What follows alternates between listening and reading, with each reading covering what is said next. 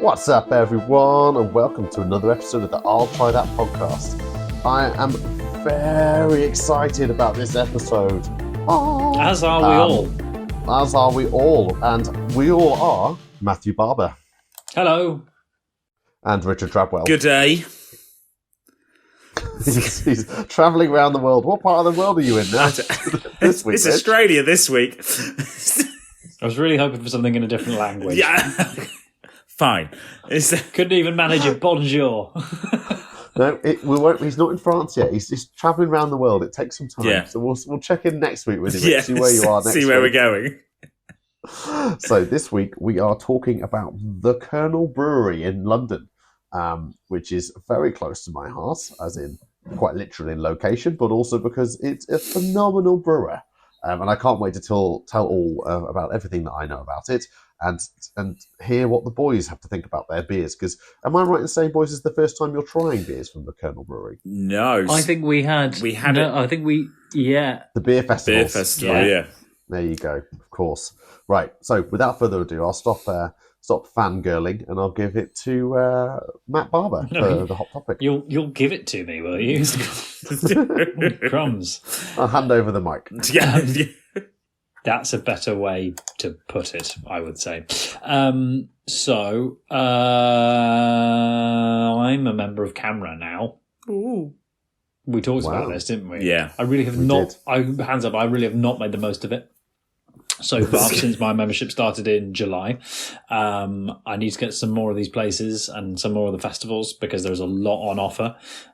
There's loads every year, right? CAMRA organised, of course, beer festivals, right? But hot off the press, I think announced just a couple of days ago at time of recording. I think this one's maybe coming out a little bit later, but don't worry. Possibly, well, what I would regard as a very, very coveted accolade has been announced. Best pub in the UK has just been revealed. Ooh, I'm trying to do. Yeah, I don't think anyone. I would be very impressed if either of you were to guess, even what town or city. Do you want to have a go? Do you want to guess what town or city the pub is in? Kettering. Kettering. Yeah. It's a very good answer, but it's not the one we're looking for. Uxbridge. It's neither of those. Have another two goes each and see where you land. I'm just naming places in the in England then, or the UK. I'd say I'll give you like a big thumbs up, even if you just get one that's in the one of the runners up or something like that. Coventry. No, you got one left. Joe, you got two. Sheffield. No, Sheffield. Was the home of I believe This is going to give it away for those who know. The winner this year is only the second pub to have won it for a second time on the bounce. The last pub to do that was the Kelham Island Tavern in Sheffield, which did it in 2008 and 2009. So this is the CAMRA's Best Pub of the Year award, yes. Right? Sorry, did I really should have made that abundantly clear when we started. I missed it. I was thinking breweries, but we're talking pubs. Hull. Hull. No. Your Leicester. out guesses Leicester. Leicester is one I would lean. To be honest, Sheffield as well to a certain extent. No, none of that. The winner was the Tamworth Tap in. If you've not guessed it by now, Tamworth. Yeah. Which I do not know a great deal about, other than it is approximately an hour from where I am. But yeah, the Tamworth Tap, which won in 2022. It is a brew pub. So nice. I believe brew their own stuff on the premises as well. It's got Tamworth. They have a ski dome in Tamworth. Yes. Sorry, was that Milton Keynes? That's Milton Keynes. Or do they both? Yeah. No, but Tamworth also has a dry indoor ski thing. I remember going to it as a child. I see. It's very next to Drayton Manor. Yes, that's right. Yeah. For all of you daredevils out there. Exactly. Days out on the merry-go-rounds and the helter-skelters. I recently went to Alton Towers and I realised I can't do roller coasters now. Like, I genuinely... What, you're just too big? Yeah, but... You must be this small to enter. Is that what you are? You're too tall. You've grown too much. I thought you had to be tall enough. There's a real sweet spot with roller coasters. Let me talk about this pub. Yes, go on. Let's go for it. So very, very nice historic property, 16th century shop, and the historic Norman Castle in Tamworth. They're pretty up to date. I think they've got 8 hand pulls. They'll have a Tamworth ale on at any given time, but then the other 7 will have from all over. They do paint and sip sessions. They do film evenings, and they've even started doing a comedy night. And I was going to just read you a couple of bits of what has been said about it. So the judges described the pub as, and actually this is the Beer Guild, the Beer News Writers Guild who've done this, but I think the story is available in several places in seemingly worth a word. But the judges said, an excellent example of a pub at the centre of its community that supports a wide variety of diverse local activity groups with knowledgeable, helpful staff to help you find a real ale or cider to suit your taste. We thoroughly enjoyed our visit and look forward to returning at some time in the future. That sounds like everyone's going to be up for that, really, aren't they? I'm a bit miffed, though, that there's certain pubs winning it like 2 years in a row. I feel they're just not going to all of the pubs. Yeah. There's definitely some good Wetherspoons out there. Yeah, like... I was in a Wetherspoons this morning, and I had a wonderful breakfast. Remember, this is CAMRA that do the award, so they're the campaign for real ale. Yeah. And so there are probably certain aspects that they would look out for that means that maybe a Wetherspoons just isn't going to be a best possible pub for them. I think what you're basically describing is that one of the main judges of this CAMRA award happens to live very close to the Tower. Yeah. And that's where he goes for a beer. And so he's like, this is the best pub in the world. Do you think possibly he's also run up a bit of a tab of late? Yeah. Didn't quite fancy selling it. It's his brother-in-law's pub. CAMRA Awards director Laura Emson had this to say.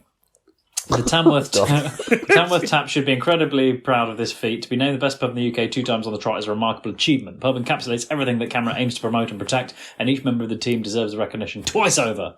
A pub doesn't have to be a national award winner to be a vital part of the local community, and following a tough few years for the industry, our support is needed more than ever. Well, they should be supporting more than just one pub. But I think it's because that pub also maybe supports other brewers and its local community. I don't know. You take it with CAMRA. I'm not actually, just because I've got cars. You're the closest person to a CAMRA person we have, so we're taking that on you. Yeah. I also read the Wetherspoons magazine this morning, and they do lots of charity stuff. I will cut you off there. We're not giving it to... I agree, we're not giving a Wetherspoons the best pub of the UK award. You tell me where you can get a pint for £2.50 anymore. Nowhere, Joe. Nowhere. But Wetherspoons. £1.60 around the back of the sheds. It's a great equaliser for rich and poor, is Wetherspoons. Cool. Honourable mentions to the runners-up. So the Beer Engine in Skipton. Oh, I like that name. The Nelson Arms in Tonbridge. And that's near me. I was going to say, yeah. And Trafalgar Hotel, Ramsey, Isle of Man. Love it. Nice. If you find yourself in any of those locations, go in and say, losers, you didn't win against the Tamworth one. What bugs me is I was looking for, I don't know, presumably the idea is that they don't rank them all, but I wanted to get a list of all the near runners up so I could find one that's a little bit closer and then visit, because I heard that somewhere near me was in the running to get right down to the into the top 10, but I want to have it confirmed and find out. But so CAMRA, give us the full list. That would help. Don't just tell us about one. Hopefully they should share that around with members only. Yeah, we don't Maybe you'll be getting it in your inbox. It's probably just sat there and I just haven't looked because I'm pretty useless. But anyway, 65 million of us don't all just want to go to the one pub. We need to know about the ones that are more local that were in the running. So there's at least 102 Wetherspoons. So will you shut up about Wetherspoons? Right. Yes, it's cheap. And yes, they make use of old buildings, which is very nice old buildings, which is... They love to microwave food and bring it out to you. Yeah. And yes, they like to make you run 14 miles through a maze to go for a wee. And everyone's talked about Wetherspoons and we're not. Should we carry on with the beer? Kernel? Yeah. Should we move on to something that everyone can get behind? The Kernel Brewery. Right, chaps, who knows anything about the Kernel Brewery? I specifically did no research on this because I know Joe's just going to say it all and I'll just go yes and nod. Okay. All my knowledge is that which I've already received from Joe. Yeah. I quite like... Well, but what always drew me towards them, and I think... We must have had a conversation about them before when I didn't know them, and we made a real beeline for them at the Craft Beer Festival. I think I was really ready to embrace them with open arms because this whole thing I think you'd said about, and we can see it when we look at the bottle, it's like the marketing budget, zero. It's like it's a brown label with like, it's not Times New Roman, but it's like just a classic font with just the name, what it is, and it's just take it easy, and they're going to let the product speak for themselves. And so I was like, I like that idea. I like that as a motif. I don't know. Basically just let the beer do all the talking, basically, which is fascinating, isn't it? Yeah. There's no fancy gimmicks. You know, they were founded in 2009 by Evan O'Riordan. I will absolutely butcher that. Apologies. Reardon, thank you. And they are part of they're in Bermondsey, which is in London, which you might have heard of the Bermondsey Mile, which anyone a beer lover travelling to London, you have to go and do the Bermondsey Beer Mile. That's where all the craft brewers and all have tap rooms under the arches of the railway bridge. It's fascinating. Theirs is called Arch 7 or something, isn't it? I think. Yeah, there's exactly. It's brilliant. So all these microbreweries, are inside there, from all the big names that you'll see nowadays that we'll be very familiar with, like, they're just up and down. Like Cloudwater, for example, have a place there. I just talked about comment. Anyway, so they're all about quality over quantity to the point where they actually have not, since they moved into a new place in 2012 in Bermondsey underneath the railway arches in Dockley Road, the Spa Terminus railway arches, and they only produce 32 hectolitres a year. And I say only because they already sell 90% of that in London itself. And they have no aspirations of increasing the size of the brewery. It's like, this is how much we make. We already sell it immediately. So that there is so much more demand for their beer, and yet they're like, this is how much we make. This is all about the purity of the beer and making this amount of beer, and it's already sold before we need they've got orders upon orders basically. And they've said that they avoid this unnecessary experimentation. So each brew it has an intentional evolution of the previous batch. So that means each batch is linked by the previous brew, which is really fascinating. I haven't really, because usually it's there's huge cleaning processes after each batch has been done, right? It's completely washed down and got rid of. I'm just imagining there's a little bit left in, and they just start the next batch into the thing. So there must be some vigorous cleaning. I'm not giving them a disservice here. They're sure there's cleaning processes, but just fascinating to me that it's all linked up.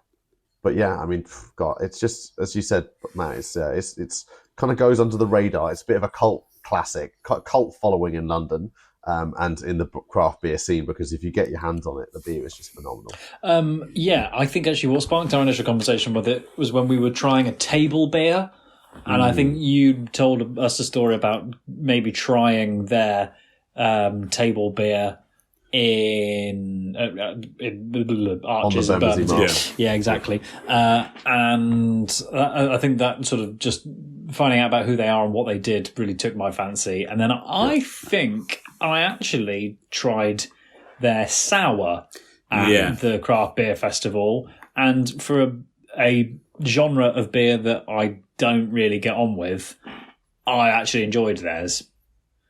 And I think it's often sometimes it sounds like their plan is, we're going to do, the apex of that beer style it is going to be done by us. And yeah, again, I wouldn't normally go for a sour, but that was one. I think it might have also been influenced by, we just had one that was bright purple Soured us off. Yeah. And like I once I'd wiped the tears away from my eye, I was ready to drink something else, and then we went to Kernel, and I was like, now you're talking, sort of thing.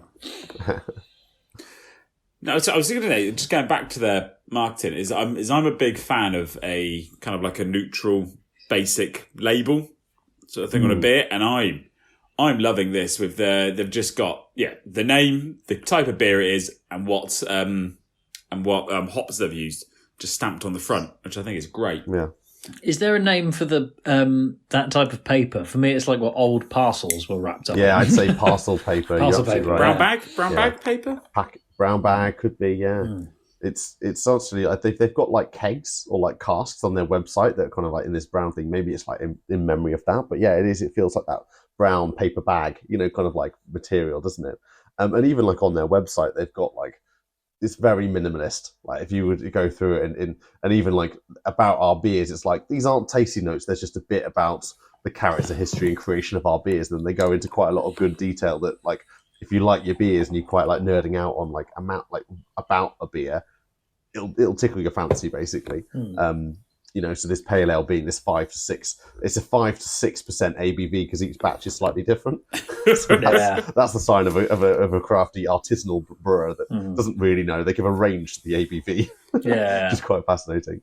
It has malted barley, dry and light bodied, to better showcase the individuality of the hops in both aroma and flavour. A basic recipe is followed with each batch utilising different hop varieties from around the world based on seasonality, availability and the whims of the brewer. And I just love that. That's just so whims of the brewer. I love, it's going to be different. Like, don't worry about it. Like, it's a pale ale. Yeah. It's the Kernel Pale Ale, so it's going to be about this, but it's going to be a bit different each one you have it. I'm naming my pub Whims of the Brewer. Yes. Yeah, it's a great name.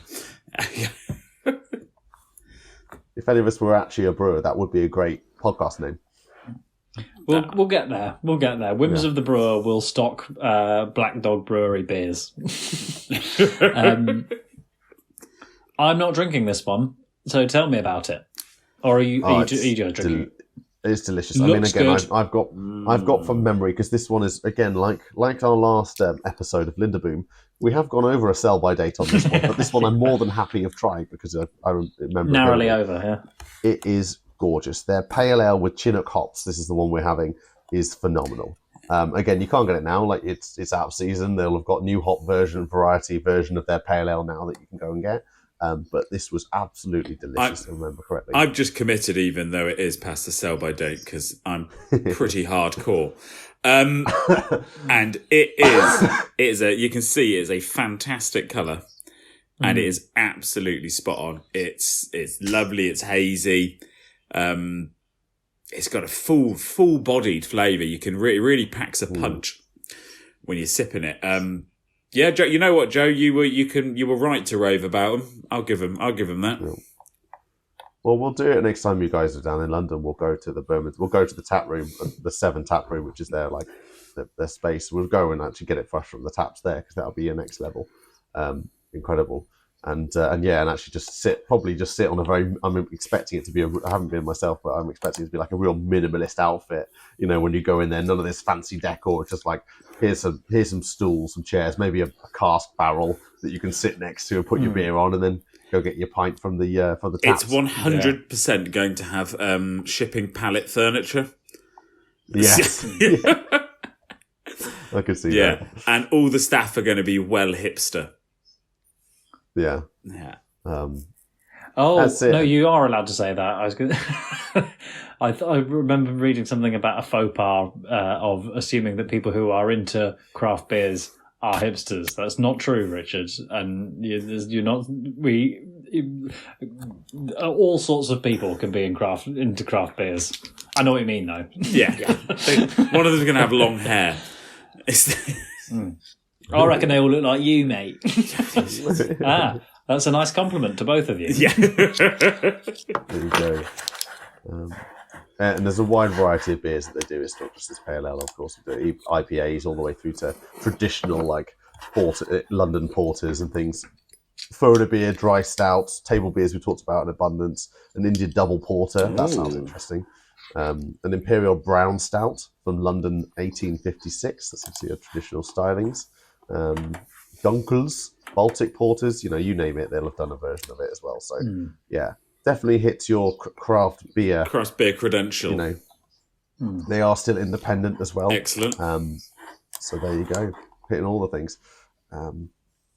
So yeah, I think just a fascinating brewer. I'm going to very quickly. I'm not expecting they will have an Instagram, but I will have a look. It's nice that they do. like. Yeah, it's not. It just was like the greed hasn't taken over just yet. Yeah. Yeah, exactly. Minutes after we stop recording, it's going to come out. AB and Bev, but oh no! I think the whole of London would go up in arms. By AB and Bev. I think the fact that they are like 32 hectolitres is their max since 2012. Yeah, and they're like highest, like no one else can touch them. Basically, they're just like, this is how much we make. And everyone already likes it. So on Instagram, the Kernel Brewery, you can find them on Instagram. They have 20.1k followers. And on Twitter /X, Kernel Brewery is 40,000 followers on Twitter. Crikey. And when you compare, weirdly, not that we're in the habit of doing it this way, but when you compare to Linderboom, who we just talked about, who've been going 150 years with like 1,000 on each, is quite remarkable, isn't it? Certainly a new generation of how you're getting the marketing out, even when they do so minimal marketing. I've never seen like an advert from the Kernel. I've never seen like them post or like on a point of sale, like in a supermarket, like none of that. It's just get it direct, and it's all in pubs in London. Basically. You want it, yeah, and get it from like specialists like craft beer, like bottle shops. Basically, that's where you're probably going to find it or come across the Kernel. You're not going to get it from a supermarket. Let's put it that way. So it's definitely worth seeking them out. If you don't live in the London area, they do an online shop, so you can get it delivered to you. And we as a podcast basically have a little brewery crush on it. And that's all we have time for this week's episode of the I'll Try That podcast.